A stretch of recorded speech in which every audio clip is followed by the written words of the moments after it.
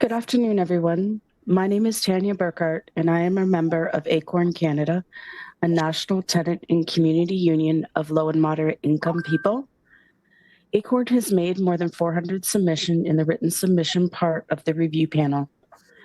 As the submissions clearly illustrate, ACORN members live in units owned by financialized landlords and have a lot of information and circumstances in common. Many tenants don't know who their landlord is. They often hide behind property management companies or number companies. There is a lack of basic repair and maintenance, and it is very difficult to get quality work or work done, especially for long-term tenants. Tenants are facing evictions, rent evictions, demevictions, and no-fault evictions. There are also constant rent increases that usually come in the form of above guideline rent increases in Ontario. I personally live in a townhome complex owned and managed by a REIT called Boardwalk. I rented a 3-bedroom townhouse for $1,500 in May of 2018 when the owner was Wynn Family Properties. The roof leaked, wiring was original, the roof leaked, and there were mold problems. Starlight Investment then purchased the property in September of 2018. The Ontario Fire Marshal ordered 3 buildings closed for significant fire safety issues. 58 families were displaced for approximately 12 to 15 months, and units were not properly inspected or properly renovated. The building was then purchased in April of 2022 by Boardwalk. Boardwalk spends as little money as possible to complete repairs, and safety is never a priority. I don't drink the water, and appliances are old and inefficient. Today, the rent for a similar 3-bedroom is now $24.59 to $25.59. There's also a wait list for occupancy.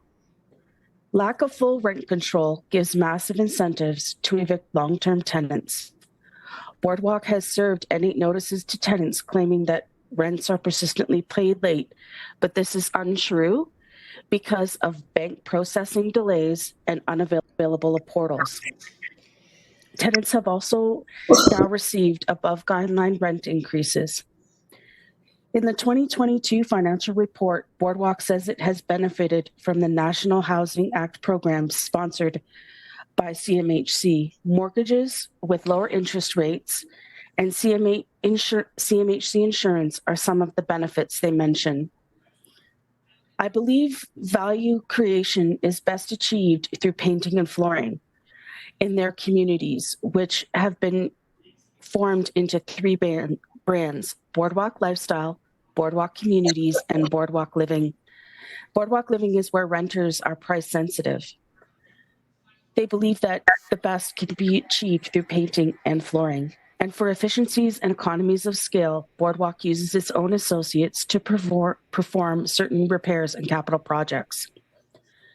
The REIT explicitly states that there are 2 risks to its business model: rent control, which would have an inverse impact on the trust operations, and the government closing the tax loophole that REITs enjoy for their tax exemptions. ACORN would like the federal government to stop financialized landlords from buying more affordable housing and creating an acquisition fund to enable nonprofit co-op, land trust, and organizations and tenants with the intent to increase rents and displace tenants. Any CMHC-backed financing or federal funding to corporate landlords should be provided to build housing for tenants in core housing need. We need to mandate full rent control in all provinces and territories and immediately change the Income Tax Act that gives REITs exemptions or require them to convert 20% of each building to social housing. We need to fund, build, and maintain social housing. I've clearly demonstrated Boardwalk as a clear example of financialized landlords that are exploiting low and moderate income tenants like me. And it is also in direct opposition to my human right to housing. Thank you. I just want to turn the floor over to Sandra. Good morning, I'm Sandra, and I'm from Calgary, and we're on Treaty 7 land. I'm just going to turn off my camera just in case, so thanks. So I'm calling from Calgary, and we've tried to address our issues with our landlord, but we were refused access and were given no appointment to do so. I moved into my apartment 2 years ago at $13.20 a month and a one-time pet fee of $190.